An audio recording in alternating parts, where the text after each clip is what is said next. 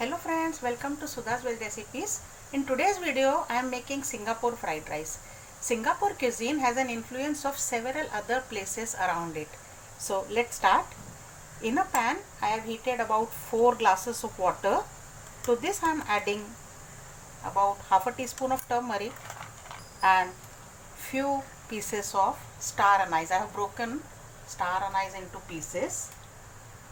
And once the water has started boiling, I am adding 1.5 cup of soaked rice. You can take any rice actually, but preferably it's better to take long grain rice. Cover this and let it cook till it's 90% done.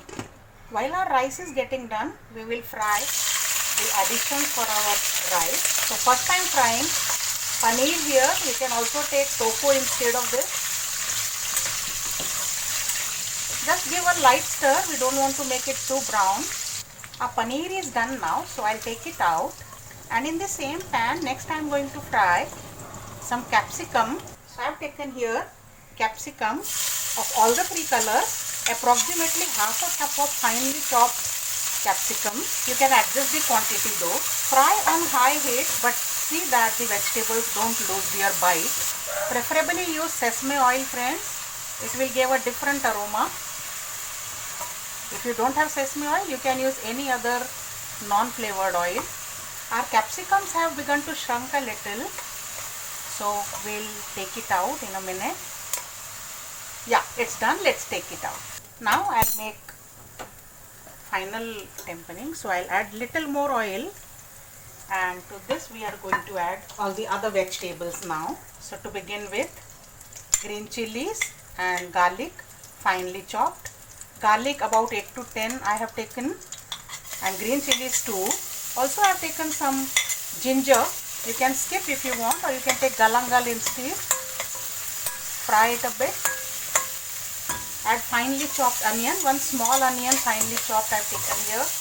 I will again add some pieces of broken star anise. I have broken it so that it releases flavor well. If you don't have star anise, you can use cinnamon instead. The main point is we want a sweetish flavor in our dish. Once the onions sweat a little, I am adding finely chopped carrot, about half a cup of it. Finely chopped cabbage, again about half a cup of it. And about 1/4 cup of corn, sweet corn. While these vegetables are frying, meanwhile our rice is also done, friends. So I will strain this and spread it into a plate so that it cools down quickly. Finally, I am adding some mushrooms cut into quarters. They were very tiny ones. If you have large ones, cut them into smaller pieces. And there is a key ingredient here, which is called as Madras curry powder, or simply as curry powder. If you don't have this, like I also don't have in stock right now, you can use a combination of about 1 teaspoon of garam masala, half a teaspoon of turmeric powder, and half a teaspoon of coriander powder. Mix them well and add it to the vegetables. They will give similar flavor to the rice. I am also adding in about 1 teaspoon of dark soya sauce. And now our rice is perfectly cooked and cooled down.